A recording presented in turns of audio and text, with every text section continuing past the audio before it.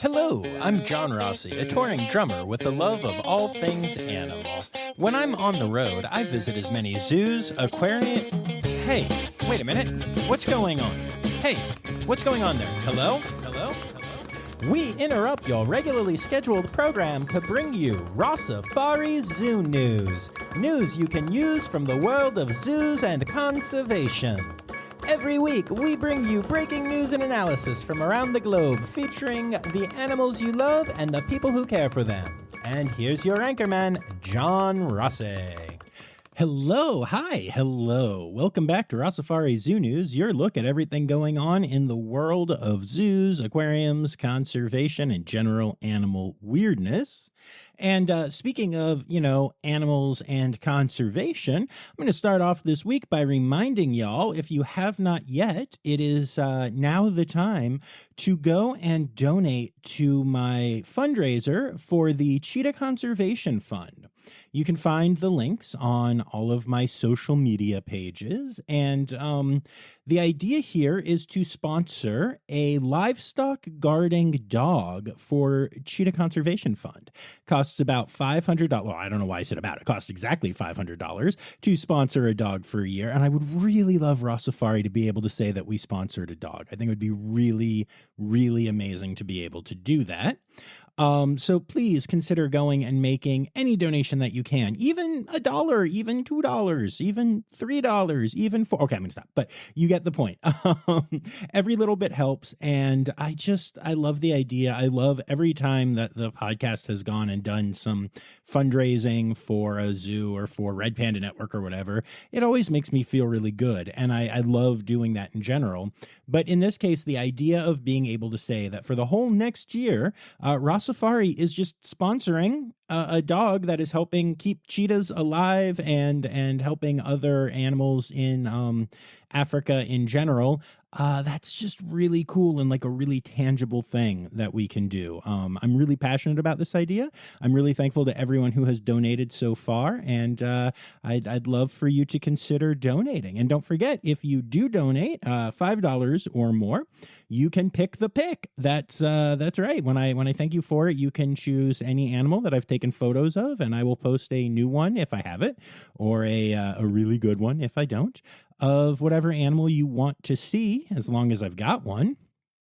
And, a big part of that is that our friends at the Greensboro Science Center recently gave me some really cool access to the baby red pandas there, and the baby binturongs, or as we like to say, the pandlets and bintlets, and, some other really cool animals there. And so I've got a lot of really great photos of those amazing animals. If you would like to see some adorableness, go and make a donation and help me help cheetahs.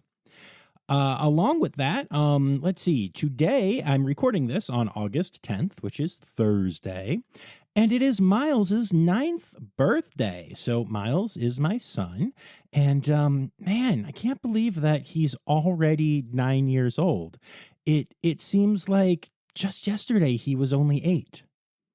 Get it? Because today's his birthday. Okay, I know. But no, it's amazing seeing what a brilliant and caring young man he has become, and how passionate he is about the things that he loves to do. And he's found some things that are really his own. He's playing guitar, and his teacher says that he's doing like wildly well for anyone of any age who's been playing for about a year now. And he's into video games at a ridiculous level, and actually has learned some coding and makes levels in Mario Maker and stuff. And he kind of thinks he wants to be a video game designer right now, although he also thinks he wants to be a bunch of other things. But I do think that is his like main kind of view of what he's going to do in the future right now. And he makes stop motion films with Legos, like just stuff that I don't know where it came from. And I mean, honestly, I do. I got him the guitar, and I literally got him a book about how to make stop motion Lego films that led to him starting to make them. But with the passion and the drive that he does, there's nothing like that in our family, really. And I love seeing that. I love seeing that passion. I love seeing that so much because literally, as I was walking up to my podcast studio to record this, I glanced into my drum studio and I saw my Ludwig kit sitting there. And let's just say that I understand where the boy gets passion from, even if it is a different kind of passion. So happy birthday, Miles. And let's get to Zoo News. And in case you don't remember, or this is your first time here, Zoo News is a collaborative effort. So if you see anything that is Zoo News worthy, you can tag me in it at Rossifari on socials or at RossiFariPod on TikTok, or email it to me, rossifaripod@gmail.com. And I will say your name at the end of the episode as a way of saying thanks. So you can become an even bigger part of the Rossifari community by doing that. And of course, make sure that you are subscribed to the podcast and following those social media channels and all of that. Okay, enough. Let's get to the thing.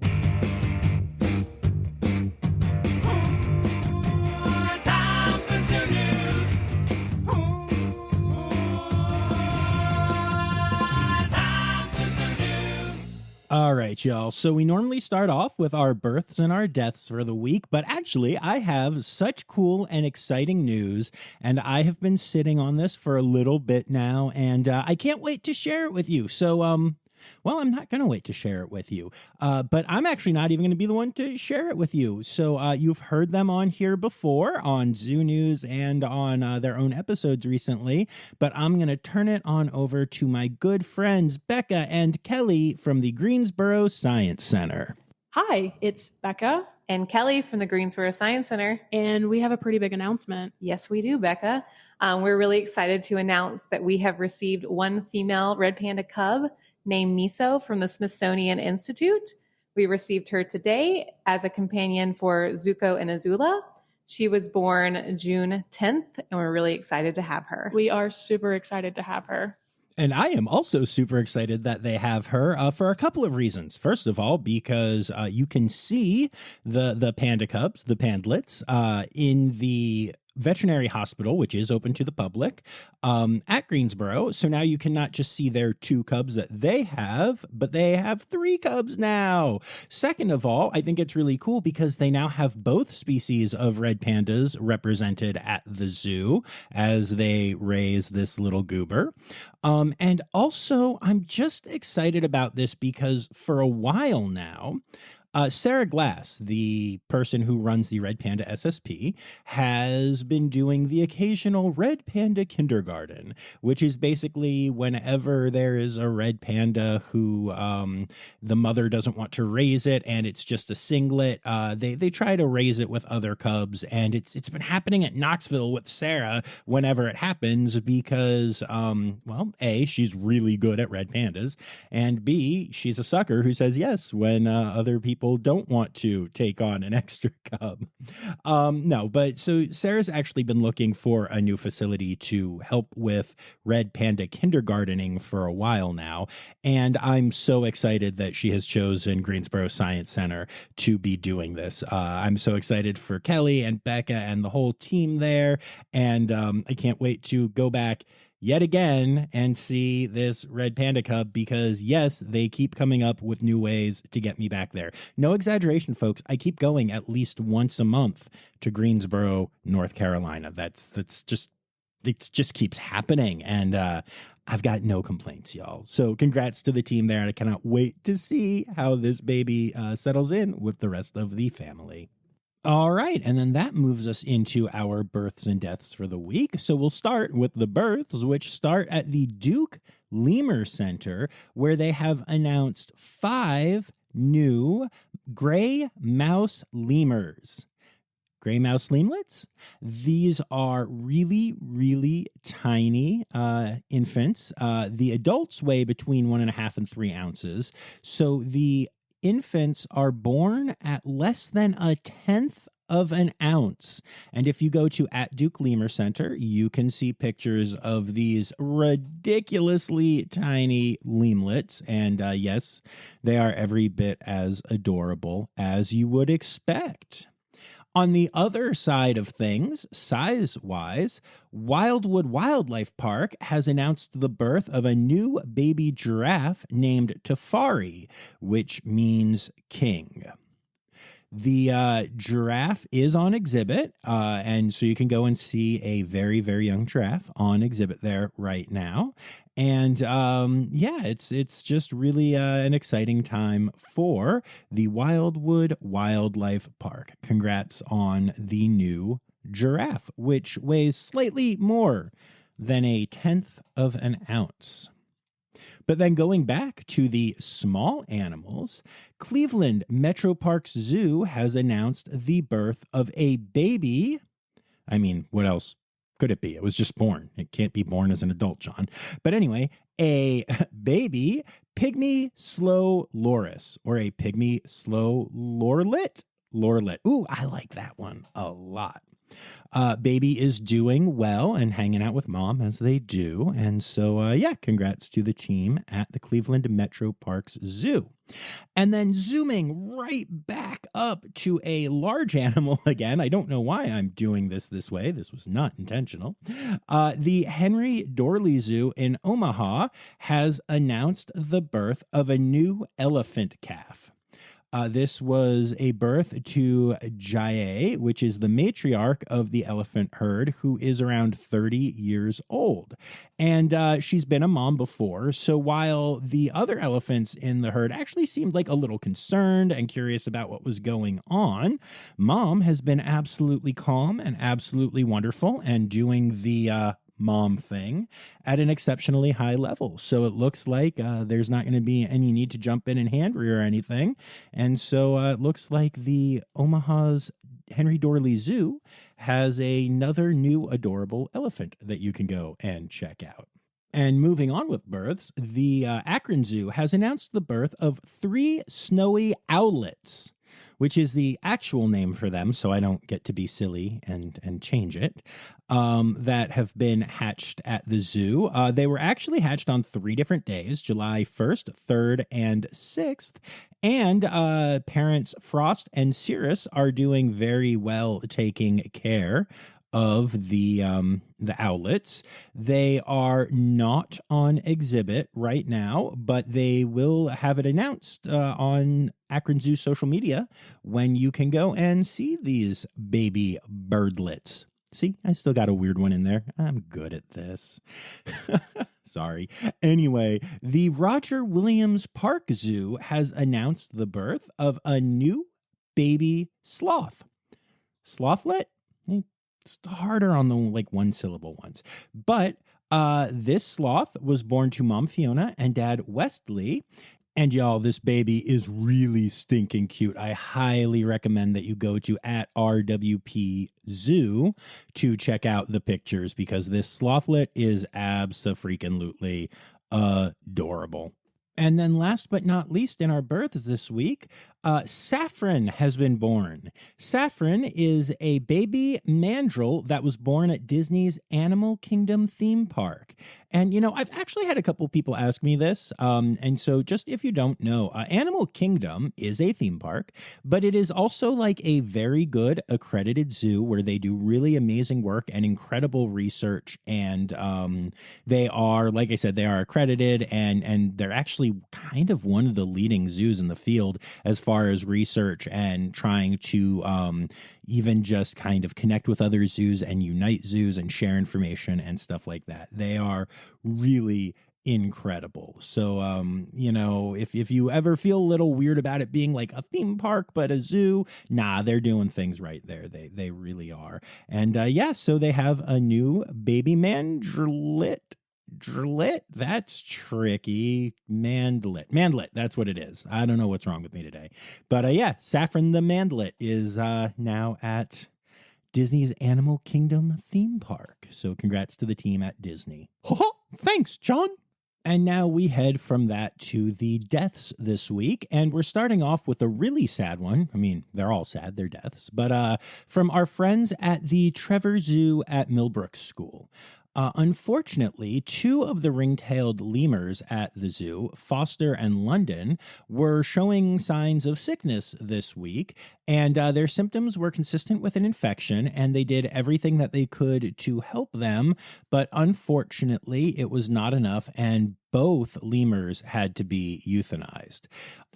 This is especially challenging as Lorelei, the female in the troop, recently had a baby. So right now, those two seem healthy, no signs of illness at all. But yeah, really tough time for the Trevor Zoo. That's really painful. And they're currently awaiting the test results, which will hopefully shed a light on exactly what happened to the lemurs. ZooAtlanta has announced the passing of Biji, the Sumatran orangutan. Now, at the time of her passing, Biji was 52 years old and had been being treated for advancing kidney failure, and unfortunately, it got bad enough that they had to make the decision to euthanize. But it's worth mentioning that 52 is an incredible age for an orangutan, which is considered geriatric by the age of 40. One thing that made BG really special is that she did a lot of training to participate in her own healthcare, including participating in regular blood draws, which actually helped the team at ZooAtlanta identify her kidney disease early 9 years ago, which led to a proper treatment plan, which then led to her living to this incredible age. So even though it is sad to see her gone, it is amazing to see how well the zoo did taking care of her, even with this issue. And one of the interesting things about Biji beyond that is that she was actually one of the original founding members of the great ape population at ZooAtlanta. So she has been there since 1988. And like I said, was one of the original members of the population. So absolutely incredible life. And while it is so sad that she is gone, I mean, what an amazing testament to just the incredible work being done at ZooAtlanta. The Chattanooga Zoo has announced the passing of Foxy, the beautiful coyote that lived at the zoo for 16 years. Unfortunately, Foxy recently started facing some mobility challenges, and unfortunately, she was responding well to treatment at first, but then it stopped going so well, and she decided to go off food and medication entirely, which showed that she actually had a mass in her brain and also pancreatitis. That's just a lot going on, and so unfortunately the team had to decide to euthanize. 16 years is a great lifespan for a coyote, and Foxy was very beloved, so it's very sad to see her go. Sending our condolences to everyone at the Chattanooga Zoo. And keeping with the trend of saying goodbye to older animals, Zoo Miami recently had to make the decision to euthanize the female black-necked stork that lived at their zoo since 1977, and she was estimated at over 50 years old, and was believed to have been the oldest black-necked stork under human care in the world. Absolutely beautiful animal, and very sad to see her go. Sending our condolences to Ron McGill and the team at Zoo Miami. And man, you can't help but feel bad for the Pittsburgh Zoo right now. We mentioned that last week they lost Kovu, their red panda, unexpectedly. And then this week we have to announce the passing of 6-year-old male African lion, Kit. Kit was showing signs of visible illness and was taken to the vet hospital, and an x-ray there revealed that there was something blocking his digestive system.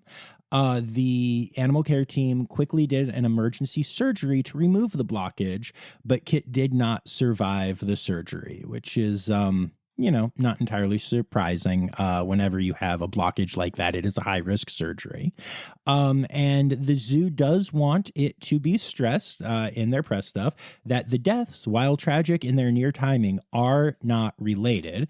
And that absolutely makes sense. The Pittsburgh Zoo is a great zoo. I really love it there, and it is very, very sad to see this happen. If you've seen any of the photos that I've taken of the lions at the Pittsburgh Zoo, especially when they had their cubs a couple of years ago, this would be the father of those cubs. He lived there with two female lions, Abana and Scarlet, and then they had their three cubs that lived there but have since moved on. So very sad to see the passing of this incredible lion, but nice to know that at least there's a litter of cubs out there with his genetics. And last but not least in the deaths category, Mesker Park Zoo has announced the passing of their male Bactrian camel, Franklin. Franklin had just turned 21 years old, which is a very good age for a Bactrian camel. And unfortunately, he had been dealing with some serious arthritis for many, many years. And they did such amazing care for Franklin, including coming up with new ways to get him to take his medications when he tried not to, managing his weight seasonally in a way that is often very hard to do for hoofstock, and then even doing stem cell therapy to help ease his pain from his arthritis. Unfortunately, all of those treatments stopped working over time, but they probably bought Franklin a solid 4 extra years of a happy, healthy life. Keepers describe Franklin as very, very sassy, which I just love because sassy camel is just the best kind of camel. And again, just another example of an incredible zoo doing incredible work to really give animals long and amazing lives. And, I feel like a lot of times I end up saying repeatedly during the death section, well, this is proof that zoos do a great job keeping animals alive a long time. But I find it interesting that this week, 3 different zoos have announced milestones of their current living animals making it really long. So I thought I would point those out since these animals didn't have to die to get me to say it. First of all, the Naples Zoo recently celebrated the 50th birthday of Scanner, the spider monkey. Now, spider monkeys can live a long life in captivity, but they typically only reach around 40 or so. So 50 is a really, really amazing number to reach. And beyond that, if we're going to talk about high numbers, 50 is impressive. But what about 60? Maybe even higher than 60? A spider monkey at Zoo Boise named Elvis is in his 60s. They don't know the exact age, but it makes Elvis one of the oldest, if not the oldest, spider monkey alive in the world. The king of rock and roll, the king of spider monkeys, over 60 years old, absolutely incredible. So again, a testament to the great care given by Zoo Boise. And then even though the number is significantly smaller, that's because of the animal that it is. But Capron Park Zoo recently announced the age of their bush-tailed betong, which is 14 years old. Now, while 14 years old isn't as impressive as 50 or 60, the average lifespan of betongs is 4 to maybe 6 years old. So more than doubling that is incredible. The betong in question is named Elton and is absolutely adorable. So congrats to these 3 zoos for doing amazing work and keeping these animals alive so dang long and not having me just say that when I eventually announce their passing. Yay, that. The Wilds Safari Park, which is the safari park associated with the Columbus Zoo, is now the home of heirs. And no, I don't mean like HEIRS or even just the fact that there is air there, although there is, but I am referring to the American Institute of Rhinoceros Science.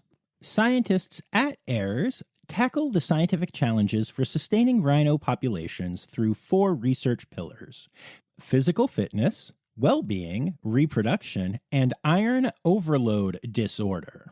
Wow, that got weirdly specific at the end, but hey, whatever. So AIRS is actually a partnership between the Wilds and our friends at the Cincinnati Zoo, and specifically their crew, the science team that you've heard of on this podcast before. And they are doing some really amazing work, including welcoming a new white rhino calf recently.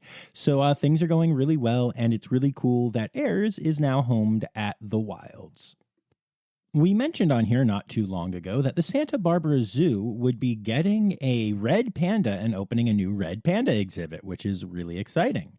Well, I can now tell you that that exhibit is officially opened, and that you can now go and see the red panda that was born at the Trevor Zoo a year ago, our good buddy Sandy. Wait. But the press release says Raj, which means rule or kingdom in Hindi, which is cool. But why do zoos keep doing this? I really, really hate this. And I know that I'm not alone, because I had a couple of people send this story to me, and every single one of them caught on to the fact that they were very excited about Sandy. And now Sandy has been renamed Raj. And, Sandy got Sandy's name for a reason. And this just kind of sucks. Like, people like following their animals from zoo to zoo, and people care about this. And I know that we are a small, crazy minority of people, but that's Sandy. And people named Sandy and cared about it. And now a year later, suddenly it's Raj. I will say this, at least it's only a year old. So my guess is that, Sandy isn't too used to the name Sandy yet. This is what worries me when they talk about changing names of animals like Clark, who are trained to know their name and have had that name for 7 years and such. So, I don't know. Is this something that bothers y'all, or do y'all think I'm crazy? Let me know. Reach out on socials or email me, because I have to tell you, not only does this bother me, but it bothers, like I said, a lot of people that I've heard from. Well, okay, some people that I've heard from. So I'm curious to hear what you think. That being said, Santa Barbara Zoo, amazing place. They have a brand new red panda habitat. It is set up for breeding, and they are hoping to get a female for Raj in the future. And so hopefully there will be pandlets there. It's a great zoo. It's great. It's so cool that they have red pandas when they didn't before. I want to go to there. The name thing bugs me. But let's be honest, that's the epitome of a first world problem, and there are real problems happening in the world right now, like the fact that there are wildfires happening all throughout Hawaii, including on the island of Maui. And while there are literally just towns that don't exist anymore, and it's really sad, the San Diego Zoo Wildlife Alliance did announce one very positive thing to come from all of this, which is that they have a team there at the Maui Forest Bird Conservation Center, which is a center that shelters numerous endangered bird species, some of which are extinct in the wild. And there are also obviously SDZWA employees that work there and take care of these birds. And they have announced that everyone, bird and human, is safe. The fires did not affect this incredible facility or any of the wildly endangered birds that live there. So our hearts absolutely go out to the people of Hawaii, but at least there's some good news there in relation to the San Diego Zoo Wildlife Alliance.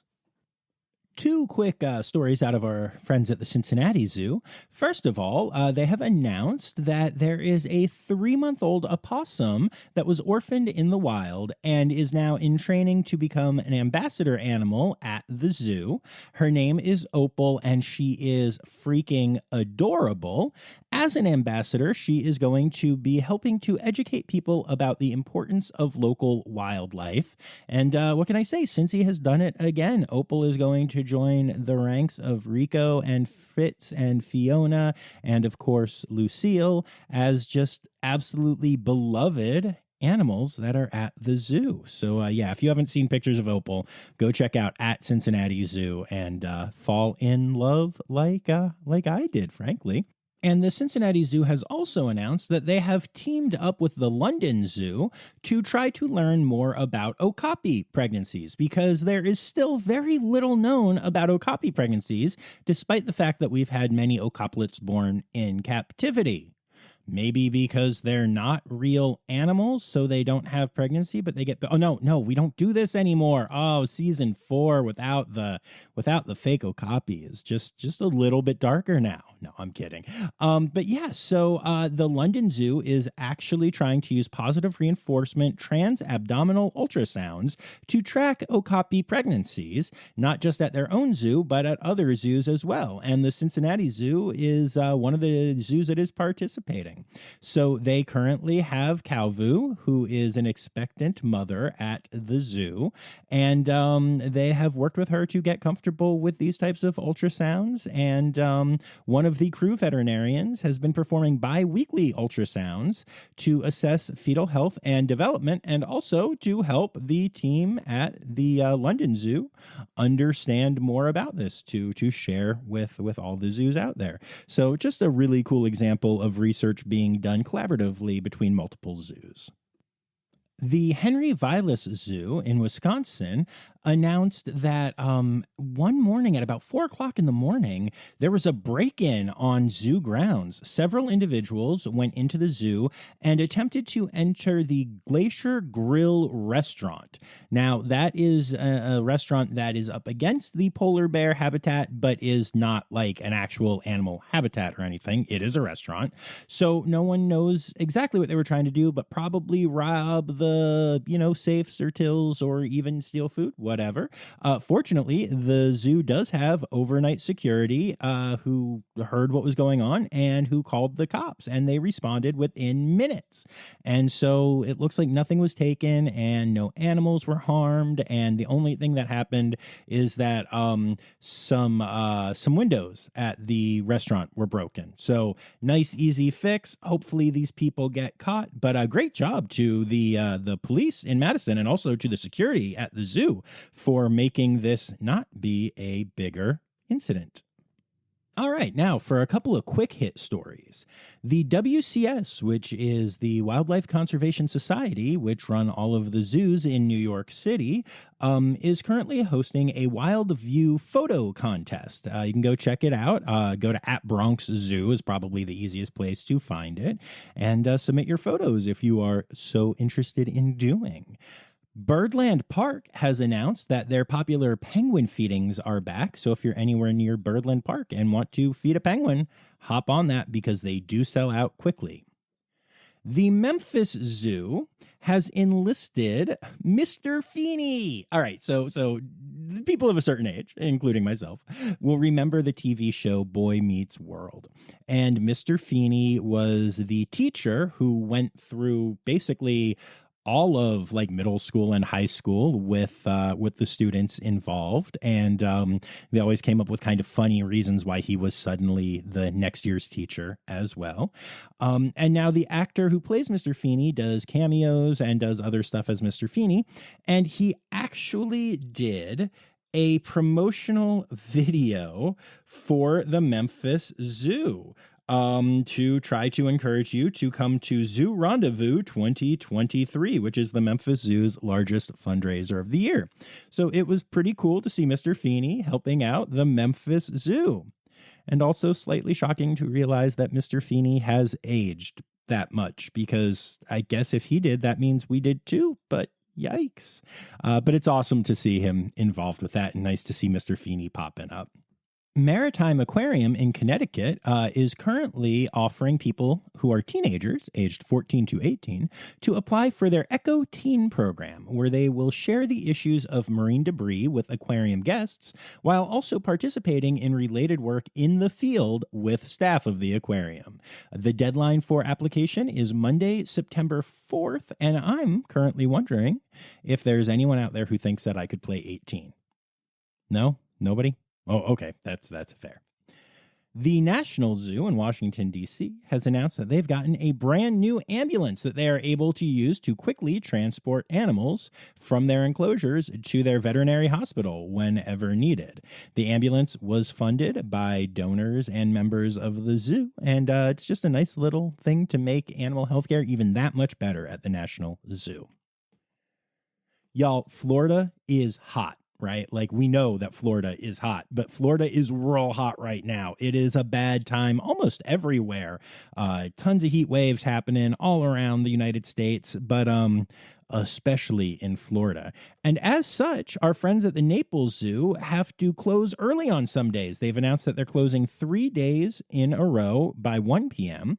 and are now actually switching their hours to open at 8 o'clock in the morning and close at 3 o'clock in the afternoon, with last admission at 2 o'clock from August 12th through September 30th. These hours are designed to help people beat the heat, and also to make it so that the days start a little earlier for everybody and they can get in a little earlier and see the animals maybe before they get too hot. So it's crazy to see that a zoo actually has to change their hours because of the heat wave right now, but Naples is doing it, so that's pretty cool. The Milwaukee County Zoo has announced a new horse that has joined the zoo. The horse is named Nelson, but he's not just a normal horse. He's a male Norwegian fjord horse. Now, that is the kind of horse that you can see in the Frozen movie franchise. The whole reason I'm even putting this story in here, because really a zoo getting a horse isn't that big of a deal, is just because I need to point out that Frozen 2 was way better than Frozen. I know I'm in the minority with this, and y'all can at me as much as you want, but I will die on this hill. Frozen 2 is the far superior film, and the music is way better as well. That soundtrack is a straight bop, y'all. But anyway, back to Nelson. Nelson at the Milwaukee County Zoo is currently in quarantine, but when he goes out on exhibit, he will be joining a Sicilian donkey named Giuseppe, and they will be friends on habitat together. They're actually, even though they are still doing a quarantine for Nelson, the donkey and the horse can see each other and are already bonding and seem excited about each other. So that is awesome. I think it would be amazing to see such a huge, gorgeous horse. And Frozen 2 is better than Frozen, period. If you're looking to propose to that special someone, or even to someone who's not that special and you just kind of want to propose anyway, I don't know, you do you, the new zoo has your back. They are now offering official animal proposal packages, many of which include animal art, like where they do the little like stepping on the thing or sticking their snoot on the canvas or whatever, with "Will you marry me?" on it. So you can actually propose with animal artwork, and depending on the animals and what you want to do, maybe even with some of the ambassador animals. So if you are looking to propose, I highly, highly recommend doing it with a zoo animal. It works wonders. I'm not just a spokesman, I'm also a client. And last but not least in our quick hits, the Brevard Zoo has recently gotten a $5 million gift from the DSF Charitable Foundation that will play a pivotal role in funding the Sea Turtle Care Complex and the future aquarium and conservation center that the zoo is setting up in Port Canaveral. That is absolutely incredible and will lead to the completion of the aquarium. And over the years, thousands and thousands of sea turtles will be saved there. So an absolutely amazing story, beautiful story, and you love to see it. We have two more stories in the Zoo News segment this week. First of all, our friends at Roger Williams Park Zoo recently saved 2 ducklings, or ducklets. So what happened here is a guest reported that 2 ducklets fell down a storm drain at the zoo. And I want to point out that yet again, here is a guest seeing something happening, saying something, and saving animal lives. So, again, we want to do that if we see something happening, even if sometimes we're worried that keepers will get mad at us or whatever, or think that we are, implying they're not taking care of their animals. If we do it the right way, that won't happen. And then we can actually help animals. So the team went to the storm drain and scooped the ducklings out, but the mother duck had already taken her remaining family to safety and could not be located. So Roger Williams Park Zoo transferred the 2 ducklets to the Wildlife Clinic of Rhode Island, where they are being taken care of and going to go on and have their good ducky lives. So awesome work by the team at the zoo and also by the guests who saw that happen.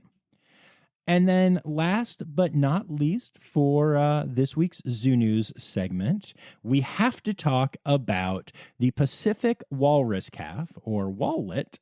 I have one of those in my back pocket right now, that has been admitted to the Alaska Sea Life Center as a wildlife response patient. So this is a male walrus and the first patient of that species that has been at the Alaska Sea Life Center in 4 years, and only one of 10 admitted in the 25-year history of the center, which is a really cool and rare opportunity for everyone involved then. Unfortunately, the walrus is not super healthy, and there are a lot of health concerns, but they are posting a lot of updates and pictures, and it's really adorable to see. And what makes it extra adorable is that the walrus, along with needing feedings and all that kind of stuff, really, really needs to be cuddled. Yes, you heard that right. In their first 2 years of life, walrus calves, or wallets as I like to call them, need to get basically constant attention from their mother. They feed them, they cuddle them, they love on them, and they keep them healthy. But they are really social animals, and they love lying up against each other, and especially babies and moms. And so to recreate that for this walrus, the staff is basically going in 24/7 and sitting next to the walrus and letting him snuggle up if he wants to.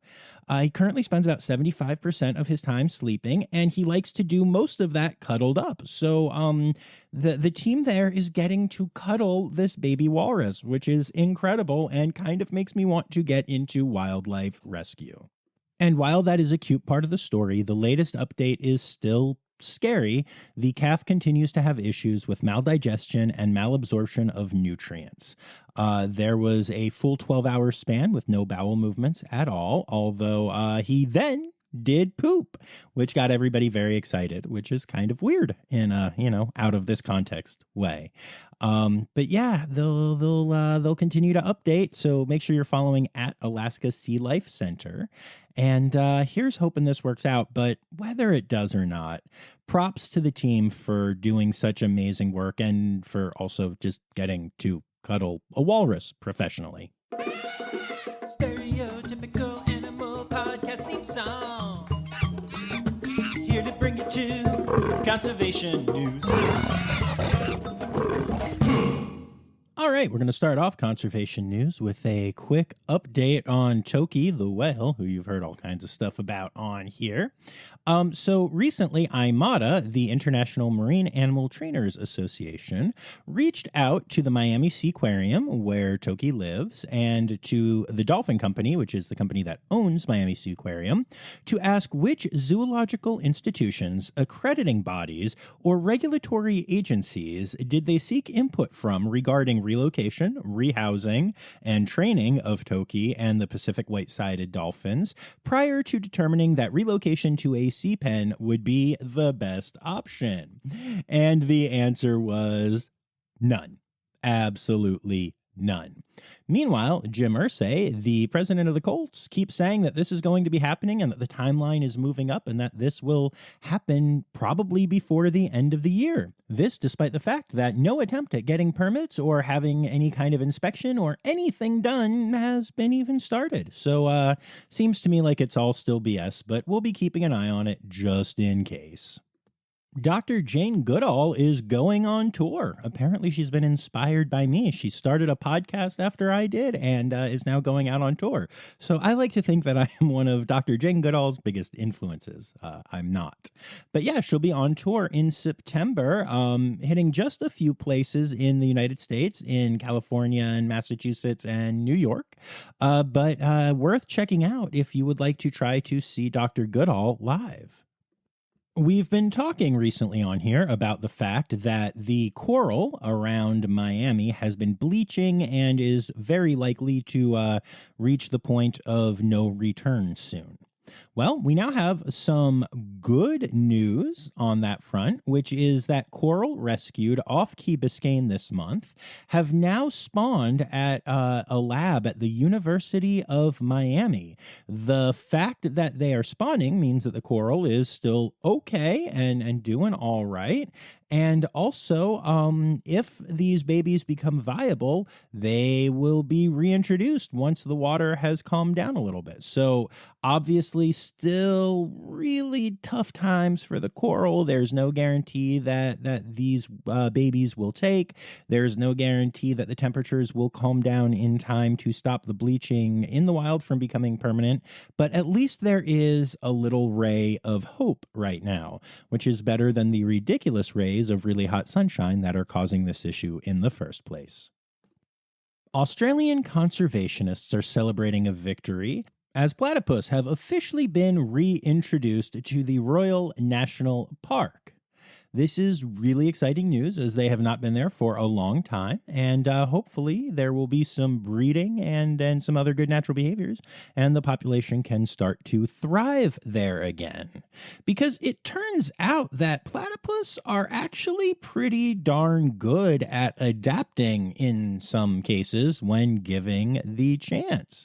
For instance, platypuses have been confirmed to be living near the development areas in Sydney's Northwestern Hills District.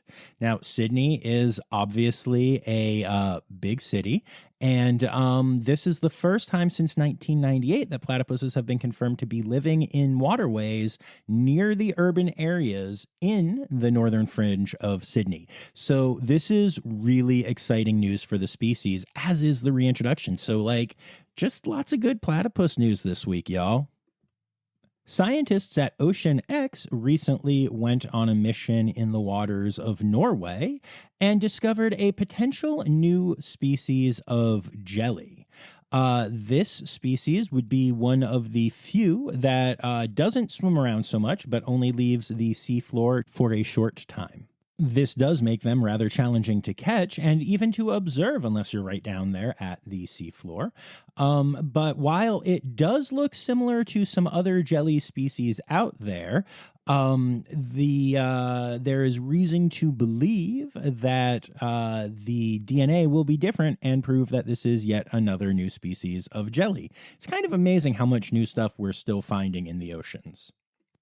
On a much sadder note, the International Whaling Commission has issued its first ever extinction alert in its 70-year history to warn of the danger facing the vaquita, the world's tiniest and most critically endangered marine mammal.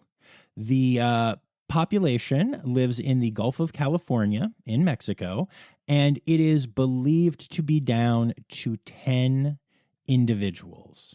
And this happens mostly because of them getting caught in fishing nets known as gill nets, which are now illegal in the area but are still being used. While conservationists are working very hard to try to save the remaining population and also figure out a way to stop them from going extinct, it's very likely that we will see the end of the existence of vaquita in the very near future. Okay, so let's have some happier news, and this barely qualifies as conservation news, but I wanted to tell you this because I think that connecting with nature is so important and does make people care more about conserving it. And that is that as of now, all national parks in the United States are free to enter. While there were some national parks that were free, most of them had entrance fees anywhere between $8 and $50 per person. This was actually something that went into effect this last week, but was initially put forth as part of the Great American Outdoors Act, which was a law that was signed in 2020 by former President Donald Trump. It gives $900 million to make more than 2,200 public places in the U.S. and its territories better, and also promises to provide enough money every year to take care of these parks. And, I'm not a big fan of giving, props to that former president, but that's a pretty cool law, and I'm pretty glad that it got passed. And now if you want to go to any national park in the U.S., you can go commune with nature. Don't build cairns. Don't knock cairns down unless you're allowed to at that park. I have to bring this back to the last couple of weeks. But yeah, you can go to a national park, and it's pretty exciting. And then you won't have to think about the fact that we're probably going to lose vaquitas very soon. Ah, crap. Sorry. Didn't mean to bring that up again. All right, some great news out of Sandcob in Africa, where there are now laws that have been passed which implement fishing limitations around 6 African penguin breeding colonies for a minimum of 10 years, with a review after 6 years, so it might get extended if it's going well. These 6 colonies are, where a lot of breeding takes place for a very endangered penguin, the African penguin. So the idea of keeping fishing away from there and making the food source for the penguins more plentiful, if actually, enforced and implemented properly, is a big deal for these penguins. So very exciting news. And then the final bit of conservation news this week is about Papua New Guinea and the Inaugal tribe, which is an indigenous tribe that lives there. These landowners have committed to protect 46.3 square miles of forest on their land. This will protect the forest from logging and still allow sustainable use of natural resources within marked zones in that area of the forest. This is a huge win for the animals that live in this area of the forest, including tree kangaroos. It's time for other news. It's time for other news. Hey, now, right now, it's time. It's time for other news. Hey, it's a segue to the part called other news. A North American river otter recently attacked some people who were floating down the river peacefully, not interacting with the otter and not causing any trouble. And it was really scary. The people were injured and had to go to the hospital. They got bitten in the face, the ears, which I guess are part of the face, but still, arms, hands, legs, ankles, all over the place. One of the people got their thumb shredded, and 2 of them got bitten right on the butt. They were in the middle of the water, just floating down the water, and so they couldn't reach the bottom. So when the otter attacked them, it was able to do a lot of damage, and they couldn't really do anything to fight back. So I share this story, first of all, because it's an important reminder that we should not mess with wildlife, which they were not. I'll get to that in a second. But just a reminder that wildlife is, wild. And while we see river otters in the zoos and stuff being adorable, they're also protected contact, even in captivity. And they are that for a reason. Friendly reminder to not mess with animals in the wild, even though we love them. But then also I bring it up because people started commenting on the news stories about this, saying, oh, these people must have been being rude to the otters and attacking the otters, and the otters were just doing self-defense and bloody-bloody-blue. That is apparently just not the case. the people involved all share the same story, and they did not do anything to this otter. They were just attacked.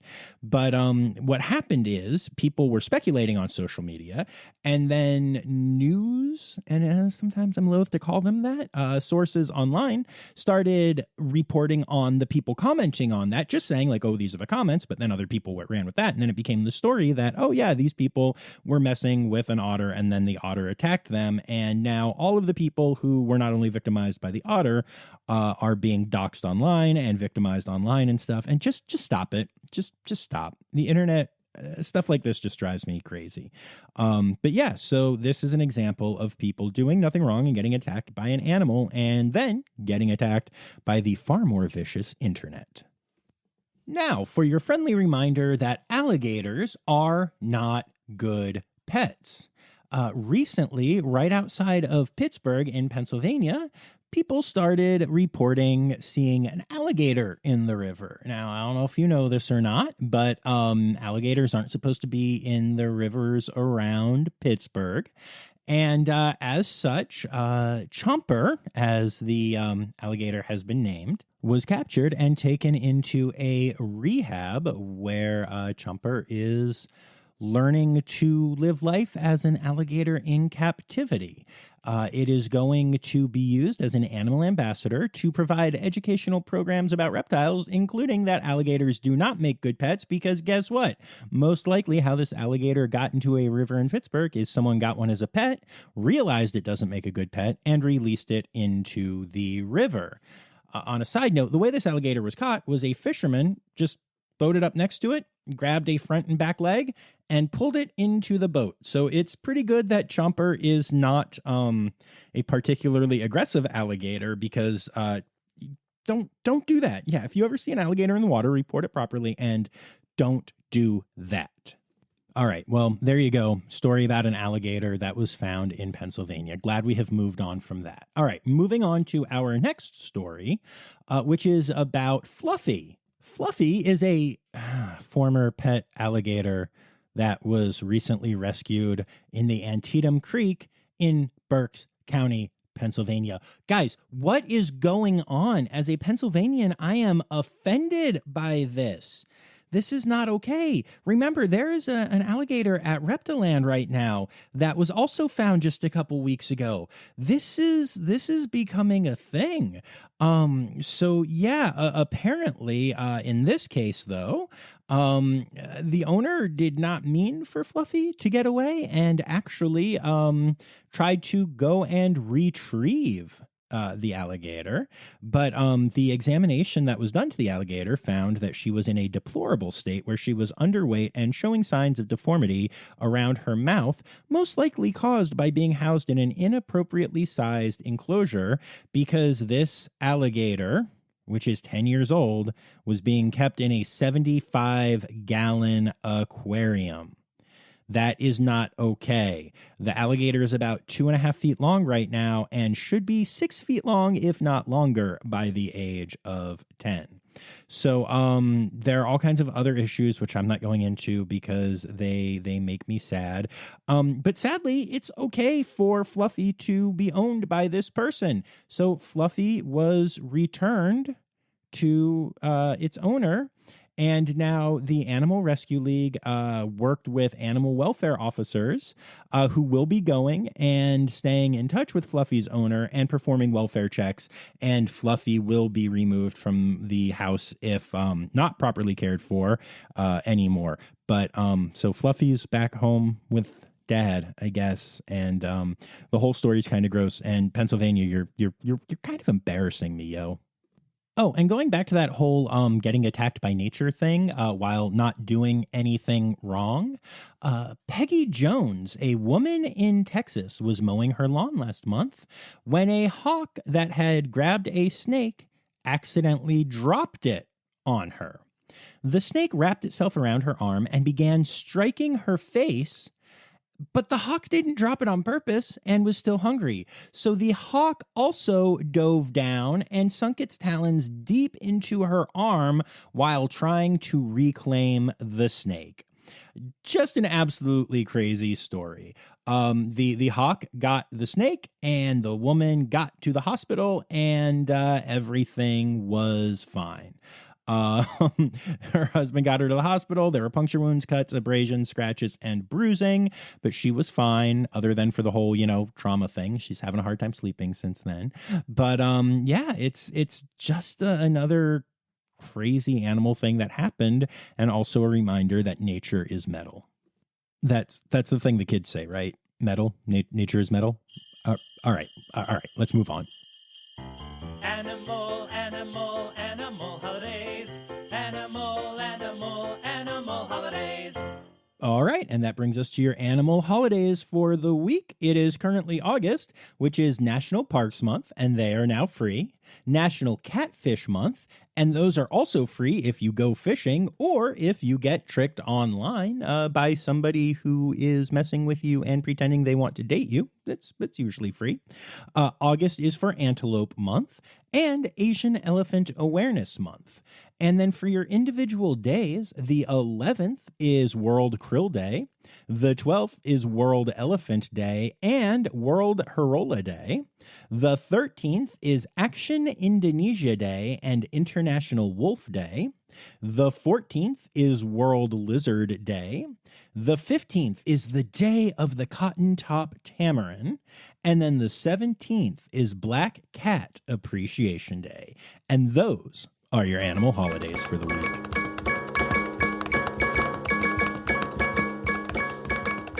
All right, so there you have it, folks. Rossifari Zoo News is in the bag for another week.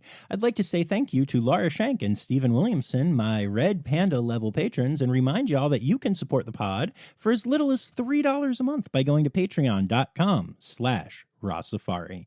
You'll get some bonus audio from some episodes, and actually, I've started working on a brand new thing for my patrons that'll be dropping soon. I'll be sharing more information about that, but I think that my patrons will be very excited about it, and if you're not a patron, you'll be more tempted to become one after you hear what it is.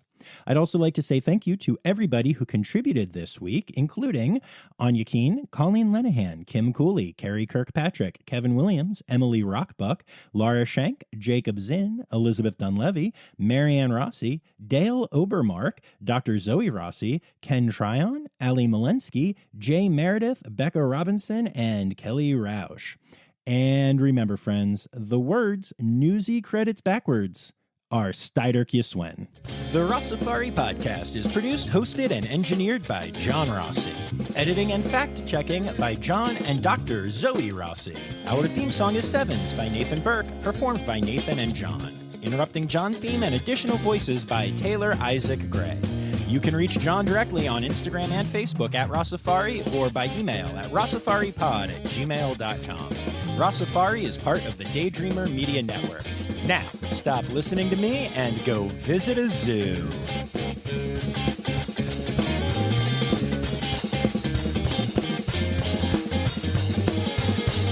They are currently awaiting test results, which hopefully will shed light on the physical fitness, well-being, reproduction, and iron overlord. No, overlord.